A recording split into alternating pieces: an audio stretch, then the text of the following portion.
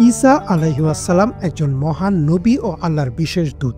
তিনি মানবজাতির জন্য এক অলৌকিক নিদর্শন হিসেবে প্রেরিত হয়েছিলেন। তার জন্ম, জীবন, নবুয়ত, মুজিজা এবং আল্লাহর নিকট প্রত্যাবর্তনের বিষয়টি কোরআন ও সহিহ হাদিসে সুস্পষ্টভাবে আলোচিত হয়েছে। ইসলামে তাকে ঈসা ইবনে মারিয়াম বলে উল্লেখ করা হয়েছে।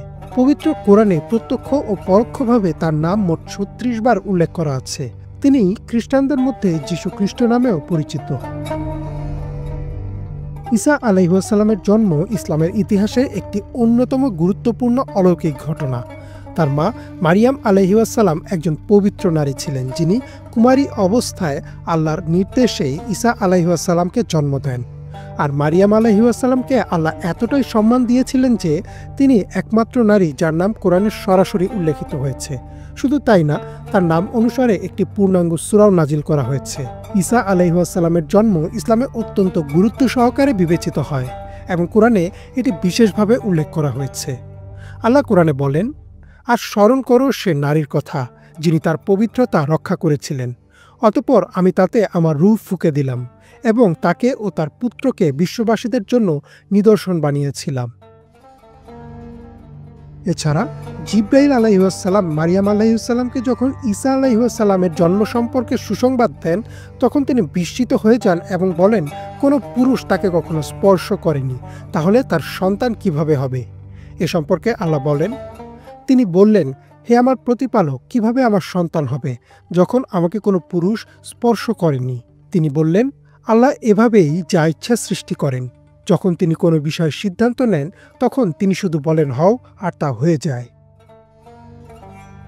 ঈসা আলাইহিস-সালামের অলৌকিক জন্মের পর আরেকটি বিস্ময়কর ঘটনা ঘটে। যখন মারিয়াম আলাইহিস-সালাম তার নবজাতক সন্তানকে নিয়ে জনসাধারণের মাঝে ফিরে আসেন, তখন লোকেরা তাকে দোষারোপ করতে থাকে এবং প্রশ্ন তোলেন যে তিনি কিভাবে বিনা বিবাহে সন্তান জন্ম দিলেন। কিন্তু তখনই নবজাতক ঈসা আলাইহিস-সালাম অলৌকিকভাবে কথা বলে ওঠেন, আমি অবশ্যই আল্লাহর একজন বান্দা। তিনি আমাকে কিতাব দিয়েছেন এবং আমাকে নবী করেছেন। এই ঘটনা ছিল এক বিশেষ নিদর্শন যা আল্লাহর কুদরতের বহিঃপ্রকাশ। ঈসা আলাইহিস-সালামকে আল্লাহ বিশেষ অলৌকিক ক্ষমতা দান করেছিলেন, যা তার নবুয়তের সত্যতা প্রমাণ করেছিল। তিনি আল্লাহর হুকুমে জন্মান্ধ ব্যক্তিদের দৃষ্টি ফিরিয়ে দিতে পারতেন এবং কুষ্ঠরোগীদের সুস্থ করতেন। আল্লাহর ইচ্ছায় তিনি মৃত ব্যক্তিদের পুনর্জীবিত করতে পারতেন, যা তার নবুয়তের একটি বিস্ময়কর দিক ছিল।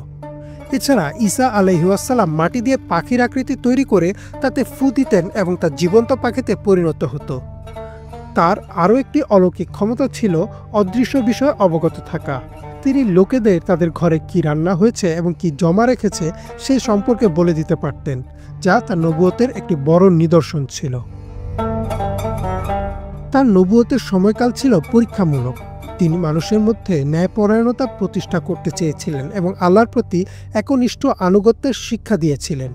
তিনি ইহুদিদের মধ্যে প্রচলিত বিকৃত বিশ্বাসের বিরুদ্ধে দাঁড়িয়েছিলেন, যা তাদের মধ্যে ক্ষোভের সৃষ্টি করেছিল। তারা তৎকালীন রোমান সভ্যতার সাথে মিলে ঈসা আলাইহিস-সালামকে হত্যার ষড়যন্ত্র করে, কিন্তু আল্লাহ তাকে তাদের হাত থেকে রক্ষা করেন। কোরআনে বলা হয়েছে, তারা ঈসাকে হত্যা করেনি, তাকে ক্রুশবিদ্ধও করেনি, বরং তাকে তাদের জন্য অস্পষ্ট করে তোলা হয়েছিল, বরং আল্লাহ তাকে নিজের দিকে তুলে নিয়েছেন। অর্থাৎ ঈসা আলাইহিস-সালাম এখনও জীবিত আছেন এবং দ্বিতীয় আসমানে অবস্থান করছেন।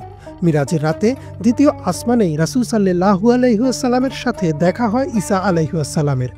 ইসলামের বিশ্বাস অনুসারে ঈসা আলাইহিস-সালাম কিয়ামতের আগে পুনরায় পৃথিবীতে ফিরে আসবেন এবং দাজ্জালের বিরুদ্ধে যুদ্ধ করবেন।